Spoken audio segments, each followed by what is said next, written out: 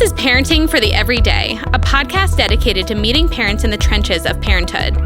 We explore how our faith fits into our parenting. With the help of our guests, we are seeking practical tips on how the gospel can speak into our day-to-day parenting. From the easy stuff to the hard stuff, we want to talk about it all. This is Parenting for the Everyday. I'm Holly Dyke-Andrew. And I'm Becca Alvarez. And today we have an interesting topic. We're talking about hard things. We all go through hard things in life. Unexpected hard things could be a health diagnosis, could be a divorce, could be a death. I mean, the range is so wide. And so we are joined by Katy Masone and also our executive producer, Sarah Coons, who are sisters. I feel like Whoop, whoop. The audience needs to know this. Sure. We can do that. And we're just going to talk kind of, Katy, about your journey. And then from a parenting standpoint, how do we walk our kids through unexpected things that are really hard?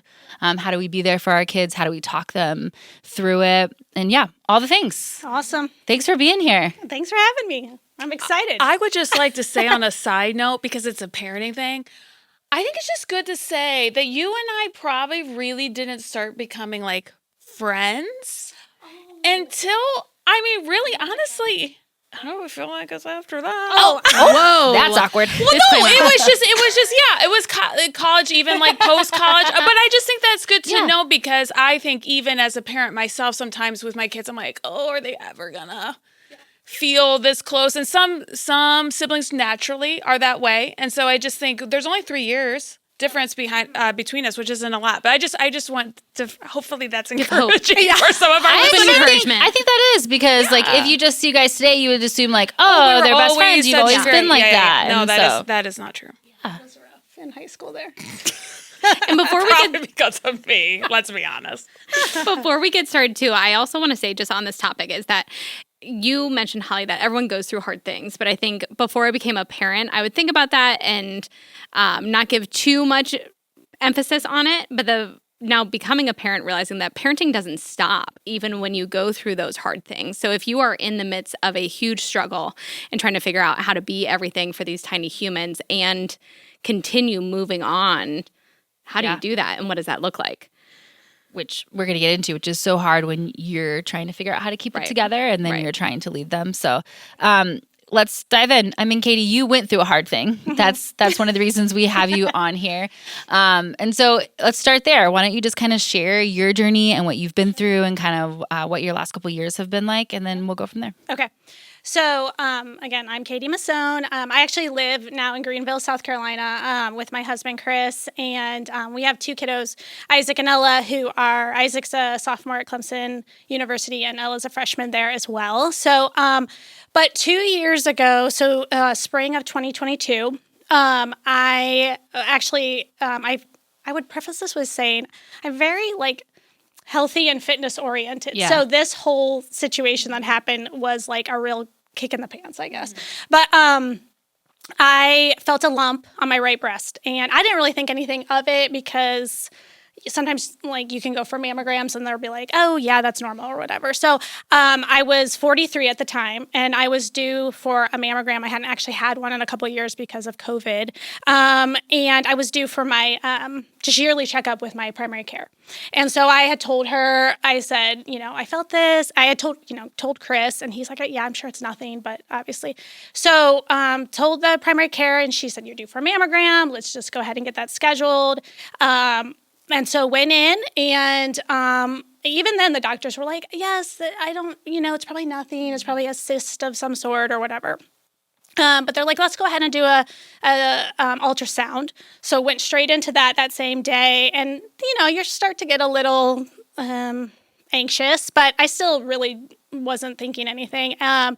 From there, and of course, I'm looking at the ultrasound thinking I actually know anything. Yeah, I'm like, oh, yeah. I see it right there. And then they're like, okay, we're going to schedule a biopsy for a few days later. So my husband, Chris, is in consulting, specifically in healthcare consulting, so he knows more than the average person about this area. So I think he was holding back a little bit, knowing, okay, biopsy means something. But we were, and luckily he happens to know the CEO of that health system there. So that was super helpful. And that's, even then, God's starting to like do his thing. So get a biopsy. Anybody's had a needle biopsy? It's not pleasant. It's very avoid if possible. Yeah. That's the advice. So they're literally taking a piece of the tumor to test it. So at this specific place, they say, we're going to schedule an appointment with you a week out. And if we call you, everything's fine. But if we don't, we're going to go over the results with you. So, of course, we don't get a call. Chris and I are on our way to imagine what those days are like. Call me. It's horrifying. Chris is... I feel like they should there's a better strategy to do that. Yeah, sure. Okay. It's horrible. Yeah. Can we all, the healthcare system, maybe do that better? Okay. Anyways, and Chris is the optimist of us, and I am the pessimist. So I'm like, well, it's all, this is horrible. And he's like, I really still think it's good. I'm like, you're whatever. So, so we go in, and they sit you in this room with like 2 couches and a Kleenex box. I specifically remember the Kleenex box, looking at it and thinking, this is not where people get good news. So you sit down with the radiologist who read the biopsy and nurse. It's like at this breast health center. And he says, it is cancer. And, but good news, you caught it early. So that's really great. Basically, we're going to get you scheduled with a surgeon, get it taken out, be on your way.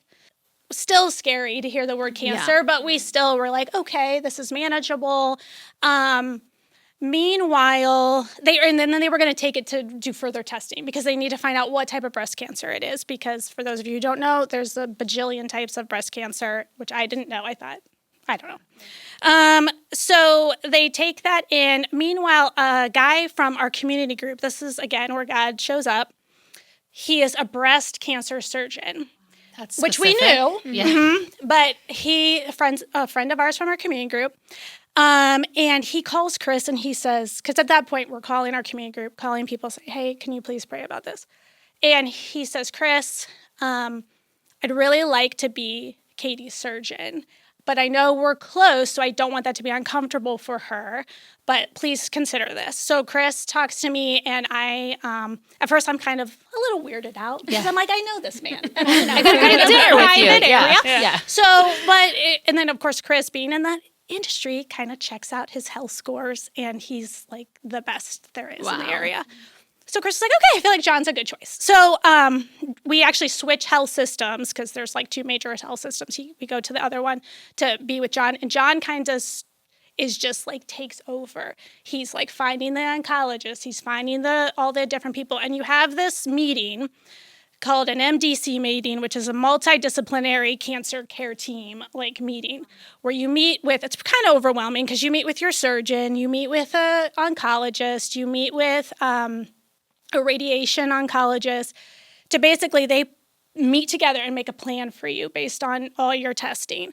So we sit down for this meeting, and I remember going into the meeting with Chris, and I said, hey, I know this is probably like we know what they're going to bring to the table, but if they bring up like chemo, like I don't want to do that. And Chris was like, all right, well, let's just, hear what they have to say. You were like, well, I'm not doing that. I was okay. And so Chris was just like, hey, good thing Chris was there. He's always like the common sense. So, so I sit down and you meet with each of it's like one after another, and it's like a 2-hour, it's horrible. And I sat down with John, our friend, who's the breast surgeon, and he talked about lumpectomy versus mastectomy, which a lumpectomy, they're just taking out the tumor, but they do have to do testing to make sure it hasn't spread to your lymph nodes, or a mastectomy. And I chose a mastectomy because I just wanted it gone. Yeah. I didn't want to have to worry about it. Not that really, and to be truthful, the percentage of recurrence with either is the same. So for those who have chosen a lumpectomy, it doesn't mean they have any greater. But for my anxiety, I was like, this is what I needed to do. And then you have the oncologist come in, and she has this paper, and it says triple negative. And I think, yes, like that is awesome. This means I am negative for all horrible whatever things. Yeah, that's actually the opposite. Triple negative breast cancer means you don't have the hormone receptors. So the treatment for triple negative breast cancer is chemo, a very intense chemo plus surgery, and the rate of recurrence is really high. And it's a really mean cancer. So she said, you're going to go through 16 rounds of chemo, you're going to have surgery, and then possibly radiation. And I'm like, she's not giving you options. No, she's saying this is what you're going to do. My head is spinning, and she's very just cold, to be honest. And I know this is what she does. And I said, oh, okay, well, what about like nutrition, like doing something different? And she turned to me and she goes, do you want to live? Oh, wow. Which is not nice. But she's probably, again, sometimes you sit with a doctor and they're just like, hello, you don't understand what you're facing right now. So for that, the cool thing is after that whole, and I was hysterical. I mean, I was like, oh, and you think about simple things like, I'm going to lose all my hair, which feels so stupid, but at the same point, it was traumatizing. Yeah. So I remember calling Sarah and my mom and Stephanie. We couldn't get Stephanie on the phone, but I was talking and I was hysterical. I was like, I mean, I probably didn't even make sense because I was just like, oh my gosh, what am I going to do? And why is this happening? And all of the questions, right? And Chris is, I don't even know what Chris is doing at this point. The cool thing through that, though, and we can then kind of cut back, but John, our friend surgeon, he calls Chris later that day, and he called me, and he said, hey, Katy, like, what did you think of the oncologist? And I said, I'm sure she's really good, but I didn't feel like really cared for. It just felt like harsh. And he said, yeah, I felt that. And so he said, I have another oncologist that I'd like you to meet, and his name is Dr. Gocco, Gocco. And he's this little guy from the Philippines. And he is the most, and so I met with him and he was my oncologist. He's the most joy-filled, I don't think he's a believer at all, but man, he loved me and my family like so well. He even my parents came down. He spent 2 hours with them and answering questions. And I'm like, to be in that and be an oncologist, I can't imagine the weight that you have with that. But he was like a gift from God. So that was pretty awesome. Yeah. So okay, so you go home, you've talked to your sisters, you've talked to your parents. Yes. You're a wreck. How do you process this for your kids? Yeah. Like, are you saying, let me lay it all on the table and tell you all the outcomes? Are you trying to be positive? Like, walk me through what that's like. Yeah. So with Isaac and Ella, so they were going into their junior year and senior year of high school. And we had told them when I was going in for a mammogram and all the things, and we were telling them, as a family, we've always just said, we're going to tell each other the truth, even when it's hard. And so that was part of it. And they were older. But at the same point, there's a big difference between, and I know Isaac and Ella will listen to this, but they know this. There's a big difference between Isaac and Ella. Ella is very much empathetic, and Isaac is too, but I think it just the bandwidth in which what we can handle is different, just like it is for each of us. So trying to be sensitive with that. But we were telling them stuff as we learned it. It did feel like it happened very quickly, which it did. And the hard thing was, as we were telling them, we say, okay, they found this, mom's going to have a surgery, but then it's going to be fine. Oh, wait, now it's this. Oh, wait, now it's this. And I think especially Ella kind of felt like we were withholding from her when really we weren't, but we were just learning it too alongside of her. But I think part of it is just saying, Chris was very optimistic and like, these are the things that we're going to do. And this is what we feel really good about it. God has already placed these doctors in our lives. Like we do feel it's going to be really hard and it's going to feel overwhelming. Isaac, he knew about the cancer, but he didn't find out until it was triple negative until he was on a missions trip. And I felt like I had to tell him because he was in the Dominican Republic with a group from school, and we were able to get a hold of him.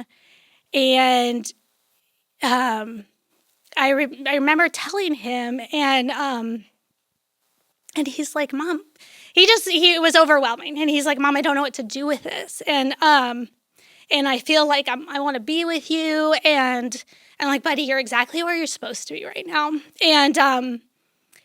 But he felt really alone. And then to hear from like the teachers on the other end of it, the way that God like brought students and teachers like surrounded him that night, it was awesome. And I think God showed up in the DR with that. And then even Ella, as we like talked through things with her, like they each got to see like, and we'll talk as this goes on, like more ways that God shows up. But like, it's so hard because you're like, you want things to be easy for your kids. But in the same point, like, this is the stuff that grows them. And Isaac and Ella are not the same kids they would be if this hadn't happened. And I'm really thankful for that. So, yeah. Okay, so you've been diagnosed, you've gotten all the news, and now you're starting this kind of grueling process where you're going to have good days and bad days. How do you kind of bring the kids along for that? Or even how do you start to prepare yourself for what's to come now? Yeah. And can you even prepare? Right. I mean, right. you don't even know what's to come at this point, probably. Right. I think that is part of knowing that it's going to be really challenging. I mean, obviously I have no idea like how my body's going to feel emotionally. Chris and I were really intentional about just, as a married couple, being like, this is like, it's going to take a toll on our relationship, and how are we going to be intentional about caring for one another? And then with Isaac and Ella, just making sure they were part of the journey. Isaac went with me. I had to go get gene testing to test for like the BRCA1 and BRCA2 gene, and you really get tested for a bunch of genes to see if you're more likely to have other cancers. And he's really interested in biology. So for him, that was really interesting. And also he felt like he was part of the process. He was able to ask the nurse that was testing me a ton of questions. And I think that was really helpful for him to hear that. There were things that Ella, she couldn't handle, like, and that's not in a negative way. It was too hard. It was too hard for her to be part of. But later, and that was I actually asked Isaac and Ella, I said, what was helpful for you? And for Ella, one of the things was just, we gave her the freedom to be part of whatever she wanted to, but there was no obligation to be part of it. So when I got chemo, we brought her in after I was hooked up. So she didn't have to see any of the needles or any of that like scary stuff. And I knew, and she came to probably, I don't even know which one, later on when I kind of knew like how my body, like, because when you're going through chemo, it's a very weird thing. But, and you feel sick, you feel all the things even during it's being administered. So, but yeah, just letting them be part of whatever and asking. And Chris was like, there's no bad questions. I mean, Ella did ask, like, at one point because I made the comment, I wanted to, Chris reminded me of this yesterday, Isaac played football, and I wanted to be there for the senior night to walk with him. And I'm like, I just want to be able to walk with him and have that energy. And Ella later asked Chris, is because she's going to die? Like she thought. Yeah. And Chris was like, no, baby, she just wants to she'll be fine. She just wants to So, but that's okay. Like that's okay to ask those questions. Yeah. You know what I mean? So, just and better to ask freedom. it than to just be thinking right? this the whole time exactly. and have no one speak into it. Now you shared kind of in the beginning, you really thought you were going to handle this one way, right? You really thought, and you probably were surprised because you were really healthy going into this, right? I mean, you're definitely the healthiest one here. So, but, so there at some point you had to really lay down your expectations or even all those emotions. So Is that something that you let your kids be a part of, watching you struggle with that and lay down that control? Or is that something that you kind of handled on your own and then shared with them after? What was that like? Yeah, gosh, that. Yes, I am definitely a control freak, which I think a lot of us are. And I think part of it is it was hard because there was no, like, in my gene testing, there was nothing there. There was no family history. It just was happening. And so then talking to Isaac and Ella, saying, okay, I don't know what this is going to look like. I don't know how much energy I'm going to have. I'm trying to teach, I teach fitness classes, trying to do that. Chris and I leading a community group, which was so ironic. God's so awesome in this way. We were leading a group, couples, 5 different couples who were, at our church, it's called a bridge group, where it's like their premarital stuff. So these couples are about to get married. We start this when I'm healthy. And then we're like, we're going to just be, Chris and I are very transparent about all things, but then this happens and they're with us through this whole journey. We're like, gosh, talk about like in sickness and in health. Like they just saw that firsthand. So that was pretty amazing. But Isaac and I were able to see that and know like, hey, even when mom doesn't feel great, like I'm still trying to like do life and like honor God in whatever way that I'm able to do that. But then there's going to be things where I can't do it, or I'm in bed for the next couple days because I don't know. And even Isaac and Ella, we were really pretty honest with our emotions. I mean, there was a point where Isaac didn't tell me this till later, but where Chris lost it and Isaac was holding him while he just cried. Yeah. But honestly, like part of you wants to like, it just is heartbreaking because you want to be strong for your kids, but at the same point, that's a really cool opportunity for Isaac to step up. So that's what I was going to ask. I mean, there had to be a point, and maybe not. I mean, I feel like we're just human, to a point where you are going, you're asking like the why question, right? And you're having a little bit of that sneaky, like, I don't understand what's happening, why this is happening. Having a little like, God, where are you in this? Did you share any of that with Isaac and Ella? And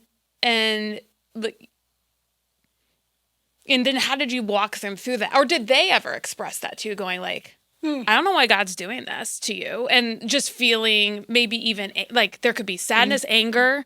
And so some of that's just based out of fear. Yeah. But I'm just curious about that. I feel like that would be a very natural response from anybody. Yeah. Yeah, I think that that's something, and honestly, it's something that's played out still.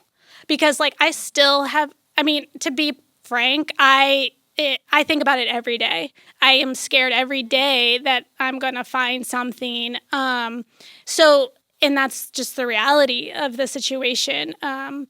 It's the first 5 years after for triple negative, it's pretty high rate of it coming back. And do I have faith that God's going to protect me? Sure.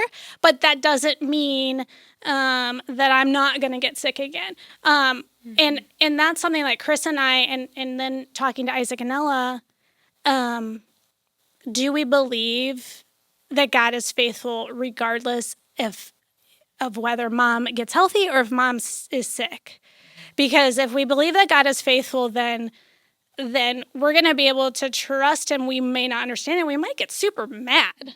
And which I did. I got super mad about it. I was mad because I thought, oh my gosh, you just think about all the things as a mom. You're like, am I going to be here when they get married? Am I going to be able to, all these things? And it's just like, and obviously I feel like Satan just takes that and runs with it. He's just like, loves us to feel that anxiety. But in the end, I mean, and that was where Chris was like, gosh, man, we talk about having faith in God. And he said this with like, I mean, Chris is not really much of a crier. And he just was like, do you really think God's faithful? Like, can we be okay with this? Can we actually say to Isaac and Ella, we're okay with this? And I'm like, we have to. So it's just like telling Isaac and Ella and then allowing them to process through that. Like, with other people besides just us. Like, yes, we were talking about it all the time, but like they processed through with small group leaders and other friends and teachers and things like that. And so I think that was a big part of it, is like Chris and I could not parent Isaac and Ella on our own, in that we needed our community in many ways. So I think it's such a temptation to only ever want to present strong for your children, because you feel like if you're strong, then they will learn to be strong.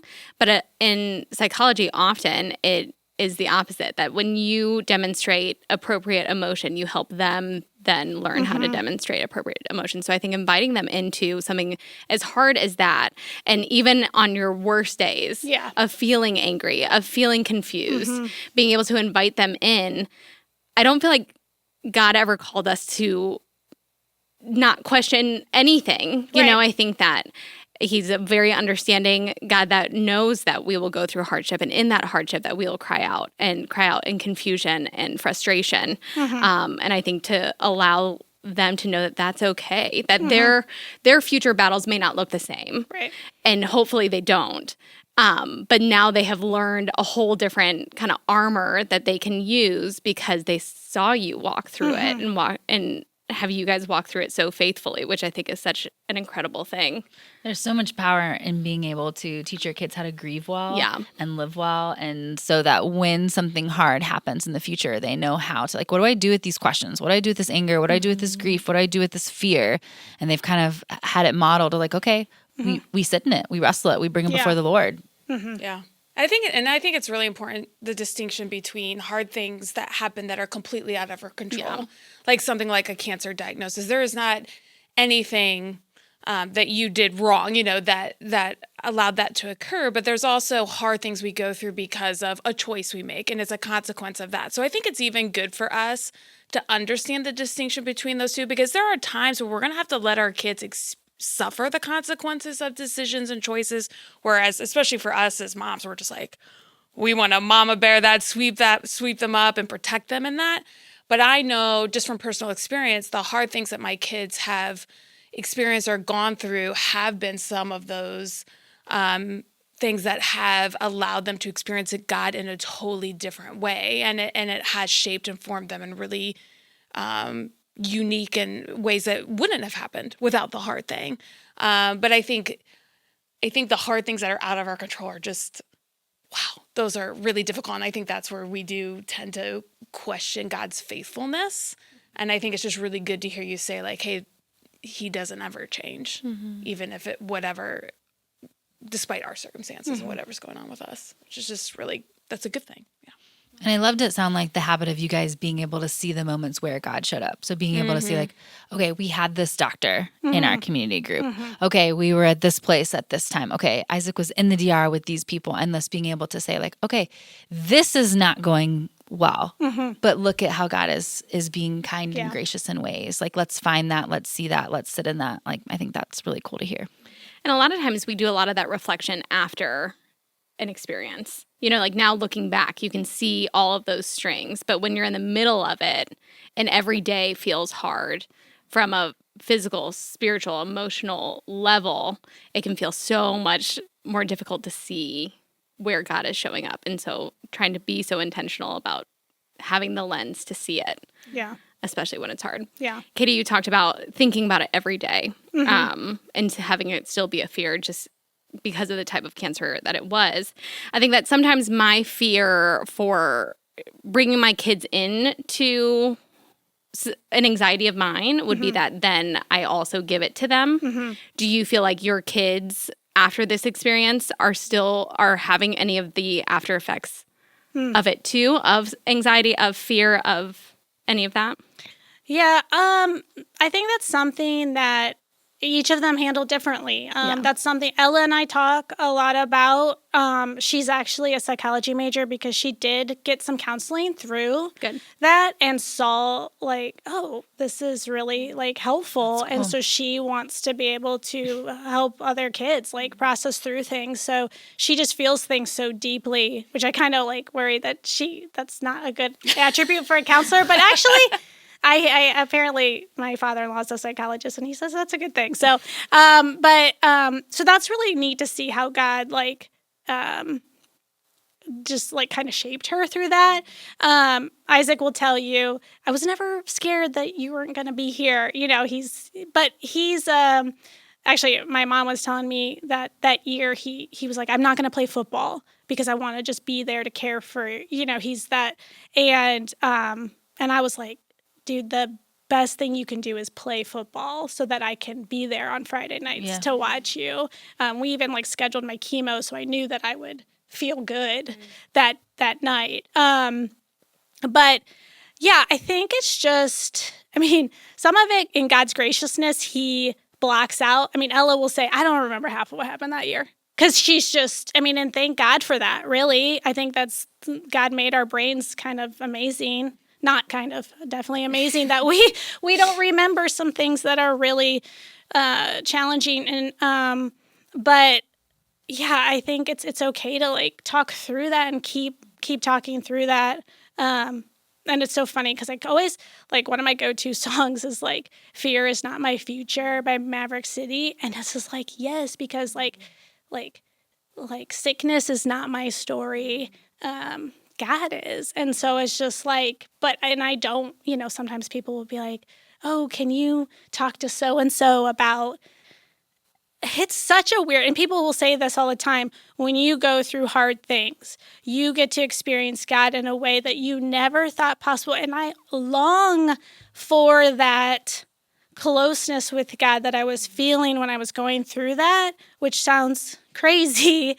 But it's just like you get a little glimpse. There's no sickness in heaven, but you get a little glimpse of that closeness, and it's just like, wow. Yeah. So what advice do you give to parents who are still navigating their own grief, who are still processing the information themselves for whatever their situation is, as then have to show up for their kids? Like, how can they do that well, process grief and be present for their kids? I think it is age dependent. Obviously, if Isaac and Ella would have been in elementary school, that would have looked a lot different. But that doesn't mean that we wouldn't have been honest with what was going on. They wouldn't know nearly as many details. And I also think that part of it is just like, what culture are you creating with your family? Chris and I, when Isaac and Ella were little, we created a family mission statement. And one of it was we do hard things and we always tell the truth, which I said earlier.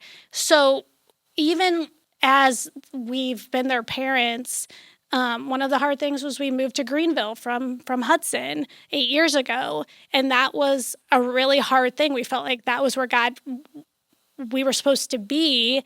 But I just remember thinking, oh my gosh, we might be ruining our children. Like, we're literally uprooting them. What are we doing? You know what I mean? And that was really hard for Isaac and Ella. It actually was a super maturing and growing time. Our family grew so close through that. So it's just like little things like that we did before, I feel like set the stage for, and again, that's in God's graciousness, that he was like, okay, you've been doing this. So now when this thing comes, it's not like, oh, wait, what? I've never had to do anything hard. Or I've never, this is kind of like beyond, but it's still setting that stage up. We tell each other the truth. We trust that God is faithful. We do hard things. And okay, I think that's really good. I think because even if, for people who maybe are not necessarily in the valley, like, hey, that's really good. To like, what habits are you building right now so that when that valley comes, they're already there and they're already at your core. That's good. What were some practical things that you did on your like bad days, on days where you were questioning or angry? What was just a practical habit that you had? Yeah. One of the things I learned, this, again, when we moved to Greenville, I had a mentor, Gail Finster, who I love so much. And she told me, Katie, when you move, because she had moved around a lot with her husband, and she said, every day you're going to write something in the journal that you're thankful for, no matter what, even if it's just, I woke up. or the sun is out. Even if you're really mad about your circumstances, write something you're thankful for and like what God is doing right now. And so that was super helpful. And she's like, do it for a whole year. And so then when I was able, and it's so funny, I'll look back on that. And there were times you could tell I was just like, I don't want to be here, And, but like, I could see God's hand in like bringing people into my life and in different circumstances. So I've always journaled, but then through this, every day I'm journaling. What's going on? Because I didn't want to forget. Isaac's like, you need to write a book.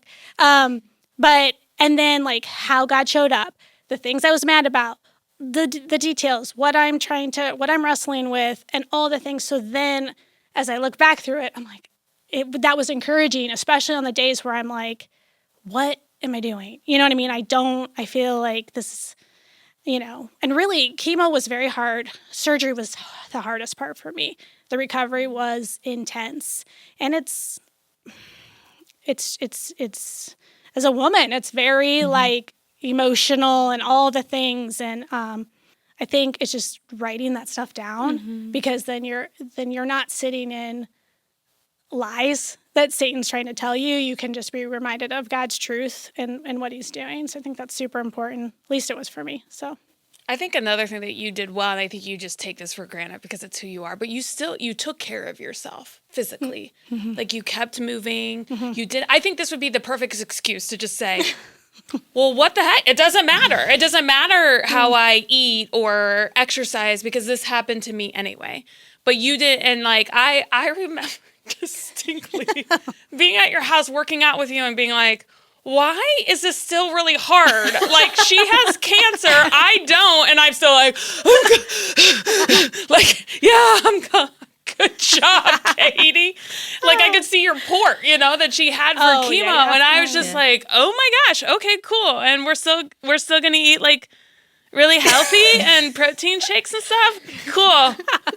So I'm here for this. This is great. Yeah. I'm like, oh my gosh. But I just think I do think that's very practical because I think if you didn't do that, I think that could have you could have felt really just not good and that could have been a bad spiral. We've talked about really unhealthy coping mechanisms and stuff. And so, but I think I remember also sitting in your bed and watching Gilmore Girls and eating Cheez-Its. So, it's called balance. You do what you need to do. Yeah, I was going to say, I do feel Sarah participated in this, but yeah, Ella and I did a lot of Gilmore Girls. I think that's where we still that's a big, I know it's not like, there's some inappropriateness, but Gilmore Girls.